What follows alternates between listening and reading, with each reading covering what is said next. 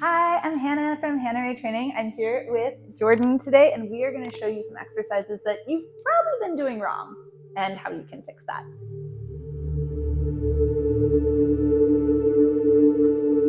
Jordan, you can start lying on your back. We're going to go right into ab exercises. Ab exercises are one of the main problem causers for people trying to get healthier, get fit, and get into exercise. Even people who've been working out for a long time run into this. So we're going to break it down into the three main problems. One, your neck hurts when you do ab exercises. Two, your low back hurts when you do ab exercises. Or three, you just don't really feel your abs no matter how hard you try to work out. We're going to go with these one at a time. So a lot of ab exercises have us lift the head up, and Jordan, you can try that now. And Jordan, you've gotten a lot better with this, but do you feel some strain in your neck here? Yeah, for sure. So lay your head back down, and there's a couple things you can do to help make this better. First, bring your knees into your chest to start the exercise. You want to start with the body kind of compact in a small little ball so that you don't have any excess leverage that's pulling on your neck. Secondly, it is really helpful when you're just getting used to this to use your hands to lift your head up. What you're looking for is to get the head high enough up that you feel your abs turn on, even though the exercise hasn't started yet. So Jordan, engage your upper abs and curl up a little higher off the mat. This gets the abs to help hold the weight of the head. And then maybe you can take your arms away a little more comfortably. And then for the last thing, you want to make sure you choose a level with your legs that doesn't put extra strain. So Jordan, I'm not going to let go, but if we put your legs here, your body would go, ah! So Jordan's going to keep her knees in like this. And if she goes out, she's only going to go out and in a little bit. And then go ahead and give your knees a hug and rest. Also, for some of us, Jordan and I both, we have really long necks. It just doesn't feel great to have that much leverage and the heavy weight of the head. So you can always use a pillow and just prop the head up. The important thing is that the head is lifted and the spine can be rounded to help engage the deep core.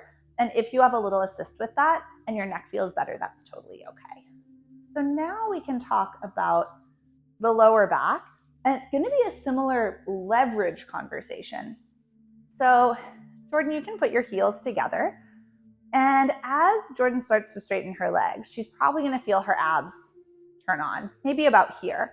But a lot of YouTube workouts, group class instructors, or just directions on how to do an exercise will say, do this exercise with straight legs, and all of a sudden, if Jordan tries to hold her legs out here without me helping her, her back is not going to feel very good. So anytime you're extending your legs in an exercise, go out to a place where you feel the abs turn on and then come right back. There's no point in going farther. Once you feel the abs are active, it's really going to help protect your low back. You also don't need to get too concerned about pressing your spine into the ground. But if you feel your low back arching a lot as your legs go out, it's probably a sign your abs are a little overloaded and you need to do a bit less. This can be humbling, to say the least, sometimes when we start out. If you've been doing a lot of ab work for a long time and you have been doing it with your legs straight, it can be surprising if you're really only going to feel it in your abs and not in your low back at all, how small a range of motion you need to do at first, but then it will get better and build up over time. So what if you're someone who's been doing all of that and your neck feels fine, your back feels fine, but you just don't feel anything in your abs? They're just not doing it for you. Well, there could be a couple things going on. One could be that you're overloading your system and that you're sending your legs out too far and too quickly, and your abs don't have time to work. So other things might work. Your back might work, your glutes might work. Even if that feels okay for you, it's not necessarily going to give you the ab workout you want. So you're going to want to do the same thing Jordan just did as well. Actually take the exercise, dial it back a little bit, and do a smaller range of motion and see if you can focus on pulling your stomach muscles down and in. Yeah, really nice. You can rest for a moment. The other potential option is that maybe you've only strengthened one type of core muscles. There's a lot of muscles going on in your stomach. Maybe you've done a lot of work on what we call the superficial core. That's the muscles that are close to the surface of the stomach. And that is if your head is down, your back is flat, you're more likely to feel those muscles. So if you're someone who's maybe done a lot of planks and you feel your abs there and you feel strong there, but then you're trying to extend your legs like Jordan was just doing and you're just like, oh, that doesn't really work for me. That means that your superficial core, the close to the skin muscles, are strong and that you have a little bit of a deficiency comparatively in your deeper core. So make sure that your ab exercises have a combination of flat back and then that round back we talked about before. And that's why if you have a hard time lifting your head, it's okay to prop it up. What's going to help is if you hug your knees into your chest and round your spine, rather you have a pillow there or not, and then send your legs out, it's going to feel totally different than if you do it with your head down. Go ahead and rest, Jordan. So now we're going to do a couple ab exercises for Jordan to kind of try on all these things and that you can follow along with at home just to try a variety of things and see what works for you. So the first exercise we're going to do, you can hug your knees into the chest and lift the head up to look at the stomach. Both hands are going to go on the right leg and you can push the left leg away from you. Find a level, try a few things that feels comfortable for your abs and that you don't feel your low back, and then switch the legs and go right to that level again. Great. Your level might be up here. It might be quite close to the mat, but it shouldn't be touching the floor. That will be too far. Nice, Jordan. Do one more on each side. Yeah, nice experimenting. And then you can hug both knees and rest your head. Always totally okay to take several rests for the neck muscles as well. Even if you're someone who's good at lifting your head, these are delicate muscles and they just need sometimes a little bit of a break between exercises. Now, just for fun, Jordan, do that exercise again with your head down and notice how the muscles feel different. You might make different choices with where you put your legs. Yeah, excellent. You can do one more on each side. And then hug both your knees in. This rest position between exercises as well, with the head down to relax the neck and the knees in helps release the low back. So just by resting properly in between ab exercises, you can also mitigate a lot of these challenges. Okay, now we're gonna do something similar but different. So before Jordan was extending one leg at a time, now she's gonna try what we did before, extending both at a time. And Jordan, go ahead and do this with your head lifted, and you can put your hands behind the head to give the neck a little support for this one. Squeeze your heels together so the two legs feel connected, and then go out and in. Just looking for that place where you're like, okay, I feel my abs, and then that's your signal to stop and return. When the knees come in, let them come all the way into the chest. That's gonna help the low back release between repetitions. You can do 3 more. Jordan, are you breathing? Okay, good. Breathing also helps. One more time. Great. And then Jordan can hug her knees in and go back to that rest position, letting her low back open, letting her neck muscles relax. Sometimes even lying on the back, you can just give the neck a little gentle shake, no, just to make sure it's not holding any extra tension. Okay, we're gonna keep ramping it up a little bit because Jordan's doing great. You're welcome to keep trying these with us, or if your abs are already tired, you can rest now and come back to this video later when you're feeling stronger. So Jordan, go ahead and lift your head again, and then take both legs up towards the ceiling. Arms can go by your side, and you're gonna lower just the right leg. Feeling that leverage build, you lower to where you feel good. Yeah, she's like, right there, thank you. And then lift the leg back up, perfect. And then lower down. And again, once you feel your abs, you're doing the strength training, and there's no need to lower any farther. Jordan wouldn't be getting any stronger by lowering her leg more. In fact, it would take her out of the really good work of her abs that she has right now. Good, Jordan. Now lay your head down so your neck gets a little rest, but keep the legs going and you'll feel it works a bit differently. Maybe your leg goes to a different level, getting those more superficial abs with the flat back.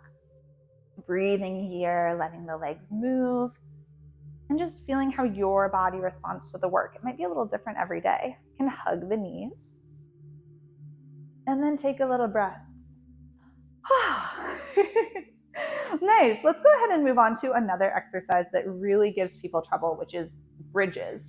When you do bridges, most people know that they're supposed to, quote unquote, feel them in their glutes, and that's often not what's happening. Lots of people feel their low back gets achy, or they just don't feel anything when they do a bridge. So we're going to troubleshoot that a little bit. First of all, Jordan can activate her muscles before she has even gone anywhere. She can push her hands into the floor and push her feet into the floor. Do you feel your muscles have turned on? Yeah, so we haven't moved yet, but the muscles are already active. They're ready to work. Give your glutes just a little squeeze here too. I know it's a little controversial to squeeze your glutes during glute bridges, but if you're having a hard time feeling your glutes, it's a really useful place to start. So you've built this muscular tension, this healthy muscle tension, and you can use it to slowly start to lift your hips. Now, most people go too fast here. So yeah, pressing up, feel the feet pushing into the floor, and then lower just as slowly. Nice. So we're not going slow necessarily for the sake of it. Jordan, you can keep going, but we're going slowly so that your body has time to really feel what's happening and adjust accordingly, so that if you don't feel your glutes, you can squeeze a little more, and then feeling it on the way down as well, not just letting your body fall into gravity. Nice. And for a lot of folks, that will be really helpful. Another thing that people do here is they actually go a little too high. Jordan used to do this. Jordan, go ahead and go up where you used to go, and see how her low back has started to arch. Even that, she can't be like she looks pretty good, but before, her back would arch a lot and she would feel it in her low back. But Jordan is being very good now in keeping her stomach pulled in, so that even as her hips lift high, she's hitting that natural ceiling and stopping and not letting her low back continue to take her up. And then go ahead and go down. Nice. So make sure that however high you're going, it might not be that much, that you're able to keep it in the legs and not rely on that mobility of the lower back to get you higher. It doesn't matter how high you go in this exercise. In fact, some of the most challenging glute bridges are about 2 inches. Everyone can try that actually. Jordan, just go up and make it even smaller. Just, yeah, amazing. And then go down. Do you still feel your muscles? Yeah. So all the good work is still happening. The range of motion, it has a function, but if you're just trying to feel those muscles turn on, this can be a great way to do that. Go ahead and relax. And take a breath. You're doing great. Jordan has to do like a million of all of these because she's on camera. Go ahead, Jordan, and now roll over onto your stomach. The last thing we're going to troubleshoot today is back bends. Back bends that may feel achy in your low back, or you're not sure how far to go, or maybe they make your shoulders crunch. We're going to talk through those a little bit. So first of all, there's lots of different kinds of back bends, and it's really important to find the one that works for you. We're going to start with sort of the, I won't say easiest because it's not going to be the easiest for everyone, but the sort of lower height back bend to the higher height back bend. You can try them all and see what works for you. So Jordan, you're going to take your hands and put them under your shoulders, farther back than you think, and lift your elbows up a bit. Yep, like I always think like little grasshopper legs. And then you're just gonna, much like we did with the bridge, just push into the hands, but don't go anywhere yet. Feel your muscle first. Pull your stomach in. So the stomach is there to protect the lower back. Jordan's now just gonna push into her hands and lift about 1/2 inch here, right there. She's getting nice strength in her back and a little bit of bend, and then lower all the way down. And this is something I really encourage you to try if you've actually been doing high back bends. This version is amazing because it's going to give you so much strength. You can do one more, Jordan. And it's also going to build your upper body a little bit. Yeah, amazing. And then relax down. The next sort of height back bend you can do is a forearm back bend. So Jordan, you can put your elbows forwards a bit. Yeah, and just kind of prop yourself up. Pull your elbows back a little more than you think. You're flexible now. And bring them in a little under your shoulders. Great. So Jordan right here is where a lot of people are in their back bends, where her head is a little bit low. She's a bit crunchy in her shoulders. So pull your shoulders back. Feel your muscles in your back activate here, and lift your neck so it's in line with the rest of your spine. Yeah, it might be a little higher than you think. You could keep lifting. I'm going to flip your ponytail out of the way. There you go. Nice. So now Jordan's got an even curve from her head to her tail. And Jordan, does this feel all good on your low back? Okay. And then go ahead and come down.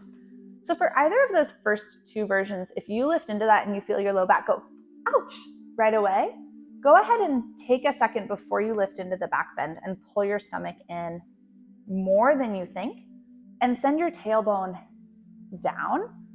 When you back bend, you're not trying to get as high as you can. You're just trying to create that even curve in your spine that Jordan just had. And for most of us, the thing that hangs that up is not our lower back, but our upper back.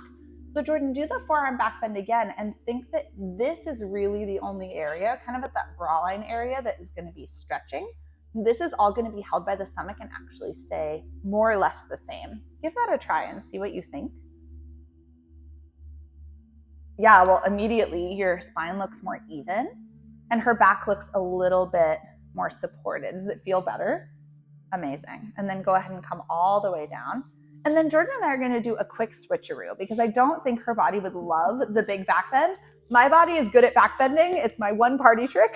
So we're going to do it now. So if you're a back bender like me, you're going to come up in a higher back bend actually using the same technique that Jordan used, but you're going to take it farther. So we're going to start with that little back bend, pushing into the hands and feeling the strength. And then you just continue up and your hips can come off. If I tried to get my hips down here, you see it puts me in a bit of a weird position. So your hips can come off so that you have that even curve in your back. If you feel your low back here, pull the stomach in a little bit, feel a little more support, and ask the upper back to move forward. And then anytime when you're done back bending, you want to sit back and round the spine and just do a little bit of that opposite curve to help keep the back happy. So I hope we were able to troubleshoot some exercises for you. I know there's lots of these that we could do. So if you have a specific exercise in mind, go ahead and drop me a comment down below. I would love to hear all about it and make you a video on how to troubleshoot it as well. Thank you so much, and I'll see you next time on the mat.